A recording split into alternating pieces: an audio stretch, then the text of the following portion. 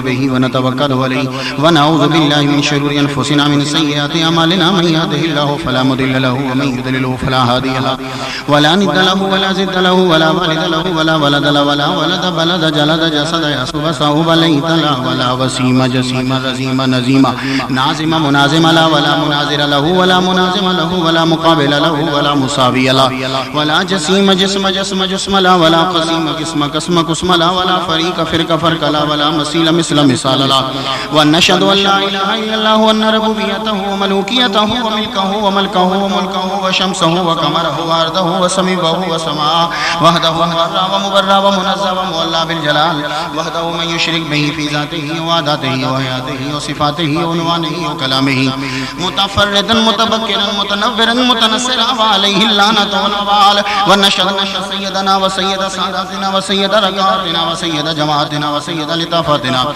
ونورنا ونور ديننا ونور دنيانا ونور آخرنا ونور صدورنا ونور قبورنا وجميلنا وأجملنا وشفيقنا وأشفقنا وكريمنا وأكرمنا ورفيقنا وأرفقنا وأميمنا ويانمنا وغوثنا ومغيثنا وغيثنا وغياثنا وعوننا ومعيننا وإننا وأياننا وملجانا وماوانا ومولانا محمد صلی علی محمد وعلی آل محمد صلی علی حال محمد صلی علی قال محمد صلی علی منال محمد صلی علی جمال صلی علی جلال محمد صلی علی اقبال محمد صلی علی معال محمد صلی علی نوال محمد صلی علی نقل فضل وصل اصل محمد صلی علی بیان قرآن فرقان عثمان بن عفان محمد صلی علی جفون جفن جفان محمد صلی علی ظہر عصر محمد صلی علی حنین بدر محمد صلی علی روضت جدار قبر محمد صلی علی محمد وعلی آل محمد کما صلیت علی ابراہیم وعلی آل ابراہیم انک حمید مجید اعوذ باللہ السمیع العلیم العظیم الحفیظ بوجہ الکریم وسلطان القدیم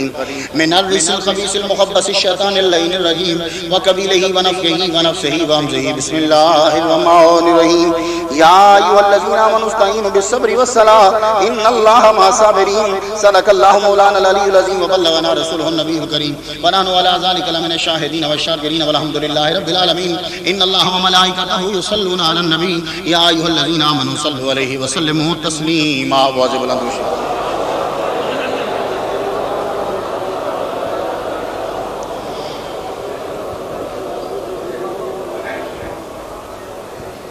گرامی قدر واجب الاحترام بزرگوں نوجوان بھائیوں عزیز بچوں اللہ تبارک و تعالی جل شانہ کا لاکھ لاکھ شکر ہے کہ جس نے ہمیں اشرف المخلوقات انسان پیدا فرمایا اشرف المخلوقات انسان پیدا فرما کے اپنے پیارے محبوب طالب و مطلوب آقا نامدار مدنی تاجدار تاجدار عرب و عجم فخر بنی آدم و آدم ہادی و سبل خیر رسول احمد مجتبی محمد مصطفیٰ صلی اللہ علیہ وسلم کی امت سے پیدا فرمایا آج مجمع کے اندر جہاں بہت سارے عظیم اور معزز لوگ ہیں وہاں ہمارے حنیف بٹ صاحب بھی ابھی حج کر کے آئے اور دبئی سے تشریف لائے ہیں آپ کے علاقے کے آپ انہیں جانتے ہیں میں ان کی بڑی عزت اس لیے کرتا ہوں کہ یہ دبئی میں رہ کر مسلک حق اہل سنت و جماعت کی ترویج و اشاعت کے لیے کوشاں رہتے ہیں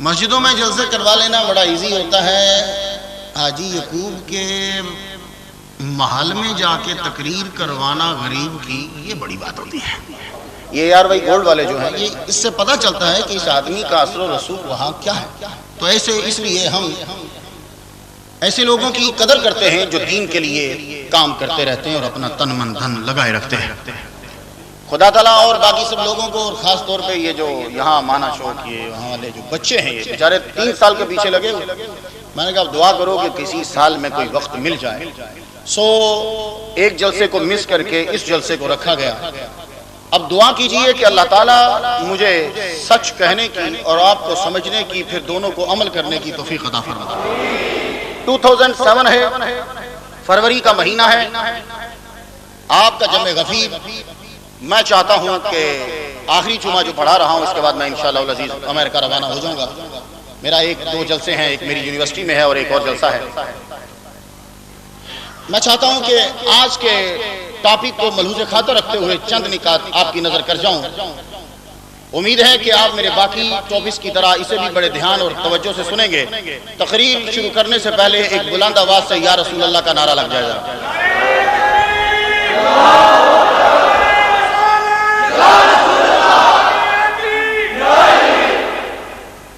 تقریر کو بڑے دھیان سے لے کے چلنا ہے کیونکہ یہ مسجد گھیرے میں ہے، اور جب گھیرے میں ہوتے ہیں تو میں سمجھ رہا ہوں کہ یہ میری تقریر بہت عرصے کے بعد آئی تقریر، دوبارہ وقت ملا یہاں۔ اب جو بات عرض کروں گا اسے بڑے دھیان سے سننا ہے، سنیے ذرا۔ خدا تعالی نے قرآن مجید میں کیا کہا؟ لو انزلنا ھذا القرآن علی جبل لرأیتہ خاشعا متصدعا من خشیۃ اللہ۔ اب مفہوم سمجھیے گا، اگر اس قرآن کو میں پہاڑ پہ اتارتا تو وہ اللہ کے ڈر سے پہاڑ ریزہ ریزہ ہو جاتا۔ تمہاری اس مسجد میں رمضان میں کتنی مرتبہ قرآن ختم ہوا ہے؟ سالوں ہو گئے ہیں، مسجد ریزہ ریزہ ہوئی نہیں۔ پوڈیم پہ رکھ کے قرآن پڑھا جاتا ہے، پوڈیم ریزہ ریز ہوا نہیں۔ ٹی وی پہ قرآن پڑھا جاتا ہے، ٹی وی ریزہ ریزہ ہوا نہیں۔ تو خدا کہتا کہ اگر یہ قرآن اترتا پہاڑ پہ تو وہ ریزہ ریزہ ہو جاتا۔ مولوی نہیں مرا ابھی تک۔ بھائی قرآن سب پڑھتے ہیں، مرغی قرآن پڑھتا ہے نا، وہ بھی اسی کو۔ تو بھائی یہ مولوی پڑھ رہا ہے سلامت، مولوی جس جگہ پڑھ رہا ہے سلامت، جس پوڈیم پہ رکھا گیا سلامت، جس سپیکر سے نکلا سلامت۔ یا اللہ تو کہتا ہے کہ قرآن اگر اٹھتا پہاڑ پہ تو پہاڑ ریزہ ریزہ ہو جاتا، یہاں میدانوں میں پورے پورے قرآن پڑھے گئے، ریزہ ریزہ نہیں ہوئے۔ سمجھے نہیں تو یہ میں نے تار کو ہاتھ لگا دیا، مجھے کرنٹ لگ رہی نہیں نا؟ اگر میں باہر جاؤں تو 4000 وولٹ کی بجلی گزر رہی ہے، میں ہاتھ لگاؤں گا تو مر جاؤں گا۔ کیوں؟ اوپر پردہ نہیں ہے۔ یار گجرات کے لوگوں کا اور دبئی کے لوگوں کا ایک ہی مزہ ہے، جملے کو اٹھاتے خوب ہے۔ ابھی تار کو ہاتھ میں پکڑا، میں مرا نہیں۔ اگر میں باہر جا کے تار کو ہاتھ لگاؤں گا جل جاؤں گا، کیونکہ وہ جو بجلی گزر رہی ہے وہ بے پردہ ہے۔ تو کہا سنو، یہ تاریں جو گھر میں آتی ہیں یہ پلاسٹک کا لباس پہنا کے بھیجتے ہیں تاکہ گھر والے مرے نہ۔ اگر قرآن اسی طرح اترتا جیسے نبی پہ آیا تھا تو تم مر جاتے۔ ہم نے لفظوں کا لباس اتارا تاکہ بچ جاؤ۔ اور سنو سنو سنو، قرآن بھی نور، محمد مصطفیٰ بھی نور، تو نور کو جو ڈائریکٹ چاہے گا جل جائے گا۔ اس لیے قرآن کو لفظوں کا لباس دیا، محمد کو بشر کا لباس دیا۔ اس کو اس لیے بشر کا لباس نہیں دیا کہ مولوی وہ تیرے جیسا ہے، نہیں، اس لیے لباس دیا کہ مولوی تو قریب جا سکے۔ یہ انما انا بشر مثلکم کی آیت توحید کو بچانے آئی تھی، توحید کو برباد کرنے نہیں آئی تھی، لیکن تیری سمجھ میں آئے ہی نہیں کیونکہ تو نے پوری بخاری پڑھی ہی نہیں۔ تو پوری بخاری پڑھتا تو تجھے سمجھ میں آتا۔ تو قرآن، توجہ رہے ذرا، یہ قرآن لفظوں کا لباس لے کر آیا۔ اب میں پڑھتا ہوں تو میں ریزہ ریزہ نہیں ہوتا، اب میں پڑھتا ہوں میں ریزہ ریزہ نہیں ہوتا۔ جس جگہ پڑھتی ہے آواز وہ سلامت ہے، وہ جگہ قرآن بالکل سلامت اور صحیح محفوظ۔ مجھے قرآن سے امام حسین تک جانا ہے، میں ٹاپک کے ساتھ وفاداری کرنا چاہتا ہوں اور بڑے دھیان سے سنیے گا۔ قرآن سلامت، 137 صحیفے اور 4 کتابیں آسمان سے فرشتے لے کر آئے۔ توجہ رہے ذرا، یہ قرآن اللہ کہتا ہے کہ اِنَّا أَنزَلْنَاهُ، ہم نے اتارا۔ تو جو چیز اترتی ہے وہ اوپر سے اترتی ہے۔ تو اگر اللہ اس کا ترجمہ یوں کرو کہ اللہ نے اتاری، اوپر سے اتری، تو پھر اللہ اوپر رہتا ہے، تو یہ تو کفر ہو گیا۔ تو مولوی تجھے اِنَّا أَنزَلْنَا کا ترجمہ آتا نہیں ہے، تو قرآن کی ترجمانی کرنے لگ جاتا ہے۔ اِنَّا أَنزَلْنَا کا ترجمہ ہم نے اتارا، تو جو چیز اترتی ہے وہ اوپر سے اترتی ہے۔ تو اگر اللہ نے اتارا ہے تو اللہ اوپر رہتا ہے، اگر وہ اوپر رہتا ہے تو پھر ڈائریکشن ہو گئی۔ جب سمد ہو جائے تو پھر جسم ہوتا ہے، جب جسم ہو پھر وقت گزرتا ہے، جب وقت گزرے پھر ٹوٹ پھوٹ ہوتی ہے، جب ٹوٹ پھوٹ ہو پھر موت ہوتی ہے، اور جس پہ موت ہو جائے وہ خدا نہیں ہو سکتا۔ تو خدا اوپر نہیں ہے، تو یا اللہ پھر یہ کیوں کہتا ہے اِنَّا أَنزَلْنَاهُ، ہم نے اتارا؟ کہا چونکہ جبرائیل اوپر سے لے کے آیا تھا اس لیے کہا کہ اتارا، تو یہ اس کی وجہ سے ہم تو ہر جگہ ہیں۔ 137 صحیفے اور 4 کتابیں. لیکن کیا 137 صحیفے کسی کے پاس محفوظ ہے؟ نہیں. کسی کے پاس توریت محفوظ ہے؟ نہیں. زبور محفوظ ہے؟ نہیں. انجیل محفوظ ہے؟ نہیں. یہ کتابیں محفوظ نہیں ہیں. یہ کب محفوظ تھی؟ زبور محفوظ تھی جب داؤد موجود تھے. داؤد علیہ السلام جب تشریف لے گئے کتاب بدل گئی. یہ انجیل محفوظ تھی.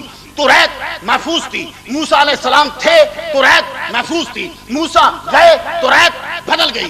انجیل محفوظ تھی. عیسیٰ تھے، انجیل محفوظ تھی. عیسیٰ گئے، انجیل بدل گئی. بھائی بات غلط تو نہیں کر رہا؟ غلط کروں تو مجمع میں کھڑے ہو کے گریبان سے پکڑ لینا. اگر صحیح کروں تو پھر بخاری پڑھ، پھر بخاری پڑھ. توجہ رہے ذرا. کیا ڈیوڈ تھے تو زبور صحیح تھی، گئے کتاب بدل گئی. انجیل عیسیٰ تھے تو صحیح تھی، عیسیٰ گئے انجیل بدل گئی. توریت موسیٰ تھے تو تھی، موسیٰ گئے توریت بدل گئی. پتہ چلا نبی تھے تو کتاب تھی، نبی گئے کتاب بدل گئی. قرآن نہیں بدلا، پتہ چلا محمد ہے.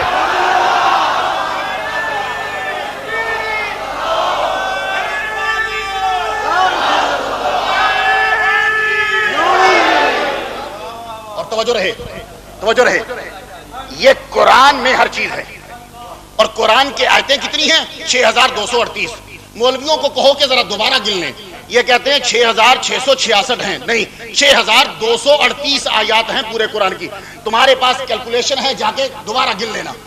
اچھا، کتنے جملے، کتنی آیات؟ 6238. تو قرآن کا دعویٰ کیا ہے؟ وَلَا رَطْبٍ وَلَا يَابِسٍ الا فی کتاب مبین. ہر خشک و تر چیز اس قرآن میں ہے. خشک کسے بولتے ہیں؟ جو مر گیا ہو. تر کسے بولتے ہیں؟ جو زندہ ہو. تو خدا نے 2 لفظ بول کے پوری دنیا کو سمو دیا. جو زندہ ہے وہ تر ہے، جو مر گیا وہ خشک ہے. اس لیے میں خشک ملا سے کم ملتا ہوں. وہ زندہ نہیں ہے، وہ مر گیا ہے، اس لیے وہ بات صحیح نہیں بتائے گا. تو میں ملتا ہوں تر ملا سے. اور تر کس سے ہوتے ہیں؟ جس پہ محمد کی نظر ہوتی ہے وہ تر ہوتا ہے. اب کریے توجہ رہے ذرا. تو قرآن کا دعویٰ کیا ہے کہ ہر خشک و تر چیز اس میں ہے. بسم اللہ الرحمن الرحیم. میرا جملہ پھینکیے گا نہیں، بڑے دھیان سے سنیے گا. قرآن میں ہر خشک و تر چیز. تو جملے کتنے؟ 6238. 6238 میں اگر ساری چیزیں آ جائیں معجزہ نہیں تو اور کیا ہے؟ 6238 میں سب کچھ آ جائے معجزہ نہیں تو اور کیا ہے؟ لیکن نہیں نوجوانوں، تمہارا اسٹینڈرڈ بہت ہائی ہو گیا ہے. یہ بھی کوئی نکتہ تھا؟ 6238 میں ساری چیزیں آ جائیں؟ نہیں. بات تو یہ ہے کہ جب قرآن نے یہ کہا کہ مجھ میں ہر چیز ہے تو ہم نے کہا چلو قرآن میں ڈھونڈو تو ہمیں مغرب کی 3 رکعتیں نہیں ملی. مغرب کی 3 رکعتیں قرآن میں نہیں ملی. فجر کی 2 رکعتیں قرآن میں نہیں ملی. فرض بات کر رہا ہوں. عشاء کی 4 رکعتیں قرآن میں نہیں ملی. تو قرآن کہتا ہے کہ ہر خشک و تر چیز میرے اندر ہے. پڑ گئے نا پرابلم میں. لیکن اگر میں آؤں تو تھوڑی سی پرابلم حل نہ ہو سنیوں کی اور دوسرے کو پرابلم پڑے نہ، تو میرے آنے کا فائدہ کیا ہے؟ بھائی پرابلم پڑے نہ اور حل نہ ہو تو آنے کا فائدہ کیا ہے؟ بھائی ابھی تم اوپر نیچے بائیں آئیں بائیں سب جگہ کھڑے ہو. کبھی جلال پور جٹا میں دیکھتے آپ. تو بھائی یہ جو دیوار، اور خصوصاً نوجوان جس جگہ جائے سمجھ جاؤ اسے کچھ ملتا ہے.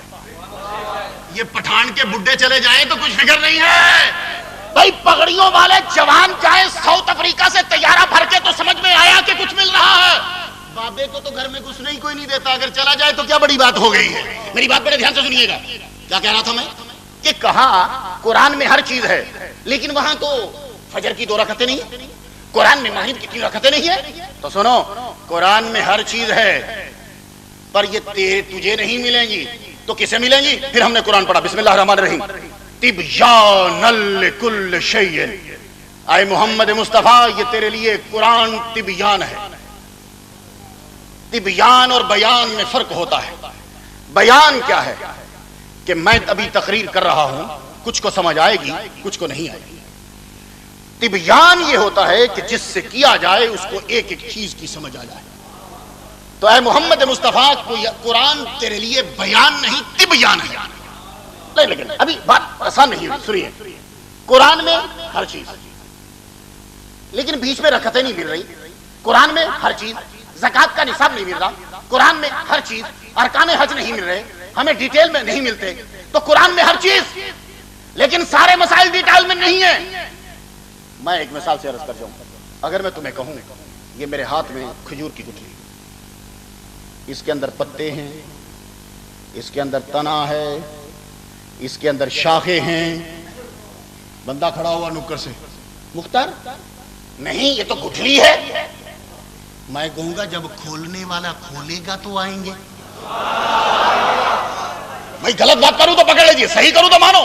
اس گٹھلی میں پتے ہیں، شاخیں ہیں، تنا ہے، جڑیں ہیں، پھل ہے، لیکن ظاہر کب ہوگا؟ جب کھولنے والا کھولے گا۔ قرآن میں سب کچھ ہے، پتہ کب چلے گا؟ جب آمینہ کا لال کھولے گا۔ اسی لیے تو کہتا ہوں کہ قرآن مولوی سے نہ پڑھ، قرآن محمد کے دیوانے سے پڑھ۔ اسی لیے قرآن کا ترجمہ وہی جو اعلیٰ حضرت عظیم البرکت الشاہ احمد رضا خاں بریلوی نے کیا۔ جب بھی تمہیں کوئی کہے نا کہ آئیے قرآن کا ترجمہ کیجیے، اس کو کہو سب سے پہلے بسم اللہ کا ترجمہ کر۔ بسم اللہ کا ترجمہ صحیح کر جائے مجھے پکڑ لینا۔ کیا ترجمہ کرے گا؟ میں شروع کرتا ہوں اللہ کے نام سے جو بڑا مہربان اور نہایت رحم کرنے والا اور رحم کرنے والا۔ اسے بندہ پوچھے یہ اور تیرے والد صاحب نے بیچ میں ڈالا؟ اور تو واو آتا ہے، تو رحمان اور رحیم کے بیچ میں واو کہاں سے آ گیا؟ اور کبھی صفت موصوف کے بیچ میں واو ہوتی ہے؟ لیکن پڑھ اعلیٰ حضرت کے ترجمے کا، ایک غلطی بھی نکل جائے تو مجھے پکڑ لینا۔ مجھے تو ایسے لگتا ہے کہ اعلیٰ حضرت عظیم البرکت الشاہ احمد رضا خاں بریلوی رحمہ اللہ تعالیٰ جب قرآن کا ترجمہ کرتے تھے تو ادھر قرآن کی صورت کو دیکھتے تھے، ادھر محمد کی صورت کو۔ تجھے قرآن کا ترجمہ کہاں آتا ہے؟ اگر میں غلط ہوں تو ان کی بسم اللہ کا ترجمہ دیکھ لینا، خدا قسم غلط ہوگا، اور دوسرا یا ایھا النبیوں کا ترجمہ دیکھ لینا، غلط ہوگا۔ کیا کریں گے؟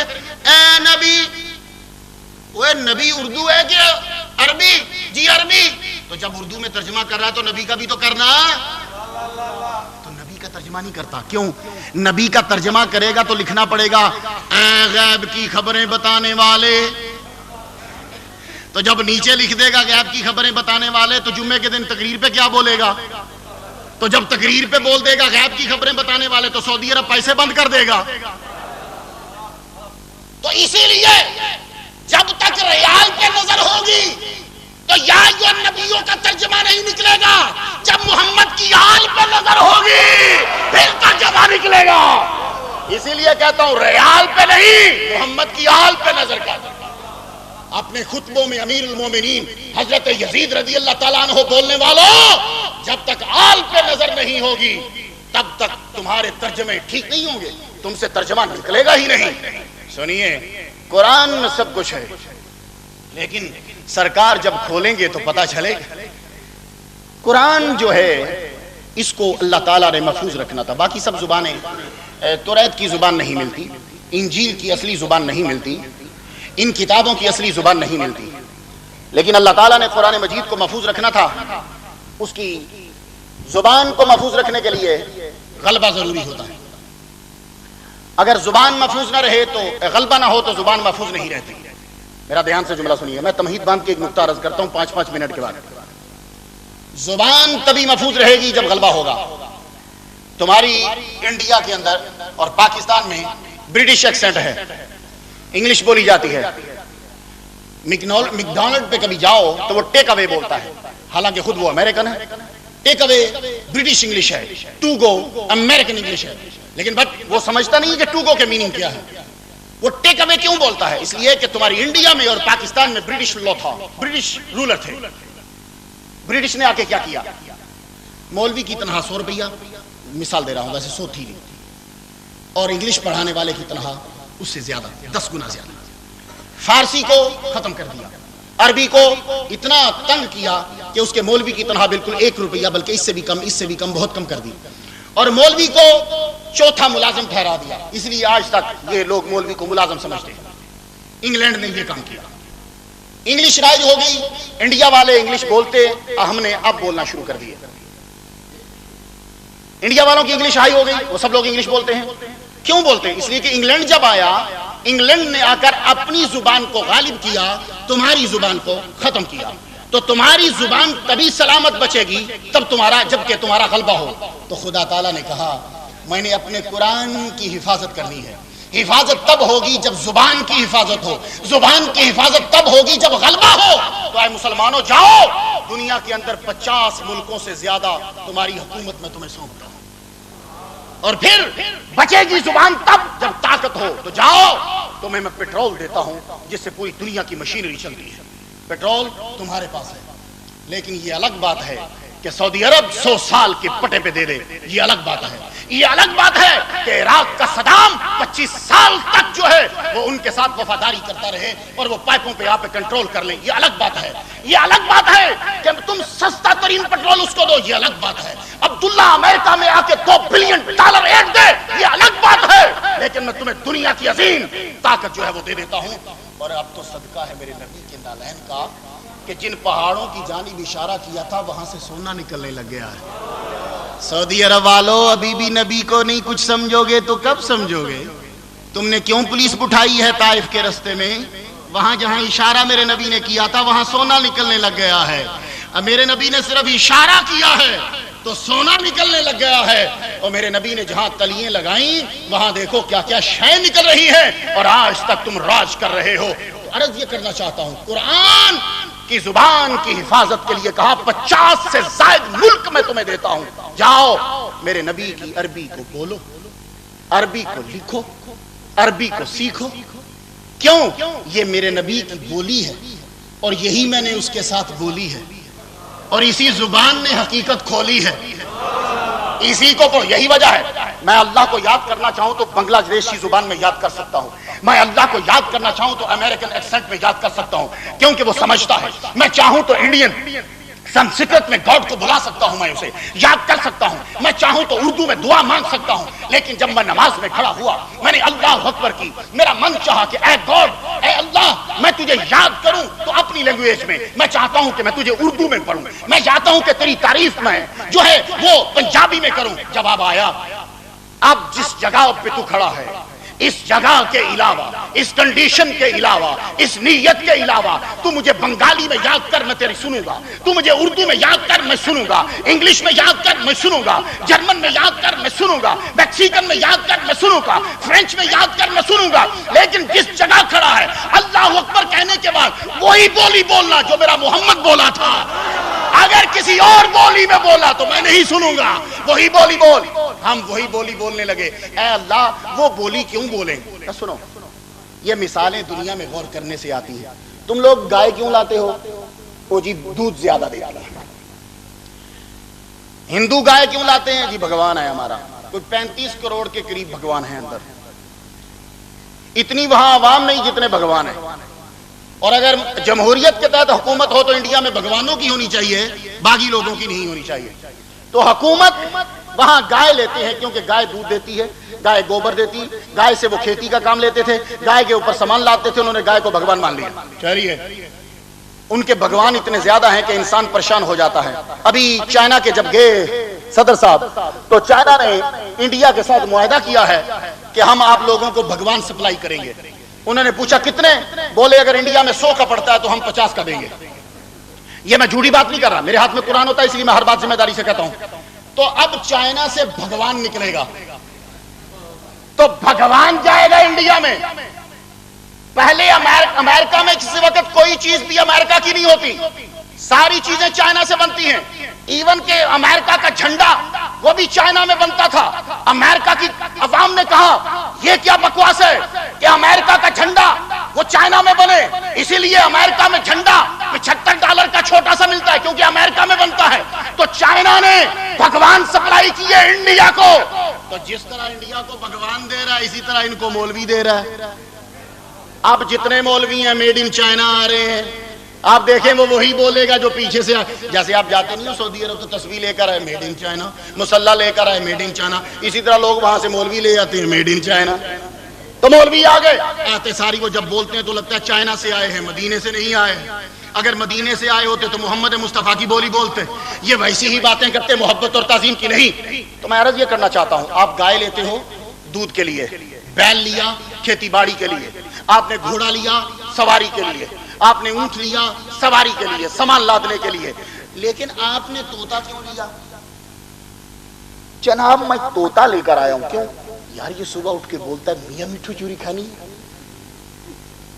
بشیر اٹھو دودھ لاؤ، بشیر اٹھو دودھ لاؤ، بشیر اٹھو دودھ لاؤ۔ اس کو نہیں پتا کہ دودھ کیسا ہوتا ہے، اس کو نہیں پتا کہ اٹھا کیسے جاتا ہے، لیکن وہ یہ جملہ دہرا رہا ہے بشیر اٹھو دودھ لاؤ، کیونکہ تمہاری امی صبح بولتی تھی بشیر اٹھو دودھ لاؤ، طوطے نے 4 مرتبہ سنا، اب وہ یہی کہتا بشیر اٹھو دودھ لاؤ، بشیر اٹھو دودھ لاؤ، بشیر اٹھو دودھ لاؤ۔ یہ طوطے کے 2000 تو نے کیوں پے کیے؟ اس لیے کہ تیری بولی بولتا ہے۔ نہ طوطا کھیتی باڑی کرتا ہے، نہ طوطا دودھ دیتا ہے، نہ طوطا سامان جو ہے وہ لاتا ہے، نہ طوطا تجھے لے کر کہیں جاتا ہے، تو نے طوطے کے 2000 روپے کیے اس لیے کہ تیری بولی بولتا ہے۔ تو پتہ یہ چلا کہ جو تمہاری بولی بولے وہ تمہیں اچھا لگتا ہے، اس لیے رب نے نماز میں عربی بول، کیونکہ جو محمد کی بولی بولتا ہے وہ مجھے اچھا لگتا ہے۔ لیکن اب تم کہو گے اچھا مختار پھر تو سارے عربی عربی بولتے ہیں، تو میں نے کہا ابو جہل بھی بولتا تھا۔ یہ عربی وہ نہیں، یہ عربی وہ جو نبی کی محبت میں بولی جاتی ہے، اسے وہ سنتا ہے۔ تو قرآن مجید محمد مصطفیٰ صلی اللہ علیہ وآلہ وسلم پر اترا، سرکار صلی اللہ علیہ وآلہ وسلم نے فرمایا کہ جو اسے پڑھے گا اس کو ثواب ملے گا۔ کہا جو الف کہے گا اسے 10 نیکی ہیں، جو لام کہے گا اسے 10 نیکی ہیں، جو میم کہے گا اسے 10 نیکی ہیں۔ آج کل ایک بڑی وبا پھیلی ہے امریکہ میں بھی اور یہاں بھی۔ آئیے قرآن مجید کو ترجمے سے پڑھتے ہیں، ترجمے کے بغیر اگر نہیں پڑھیں گے تو ثواب نہیں ہوگا، فائدہ نہیں ہے۔ پھر بخاری بھول گئے نا، الف ایک حرف، کوئی مائی کا لال بتائے الف کا معنی کیا ہے؟ سب چپ، بڑے بڑے محدث چپ، بڑے مفسر چپ۔ کوئی مفسر بولا تو زنی بولا، قطعی نہیں بولا۔ الف کا معنی نہیں آتا، با کا معنی، اللام کا معنی نہیں آتا، میم کا معنی نہیں آتا، تو ثواب بھی آتا ہے کہ نہیں آتا؟ ثواب 30 آگے۔ حضور نے فرمایا جس نے الف لام میم کہا 30 نے کیے۔ تو پتہ یہ چلا کہ ترجمہ ضروری ہے، لیکن اگر نہیں آتا تو ثواب پھر بھی ملے گا۔ الف، اب میں سوچ میں پڑ گیا، یا اللہ تو 20 بھی دے سکتا تھا، 30 بھی دے سکتا تھا، یہ الف پہ 10 کیوں ہے؟ اب ہم جب غور کرنے لگے، اللہ ہم سے تو بات کرے گا نہیں، ہم غور کرنے لگے کتابوں میں، تفاسیر میں، تو پتہ چلا کہ معراج کی رات کچھ ایک معاملہ ہوا۔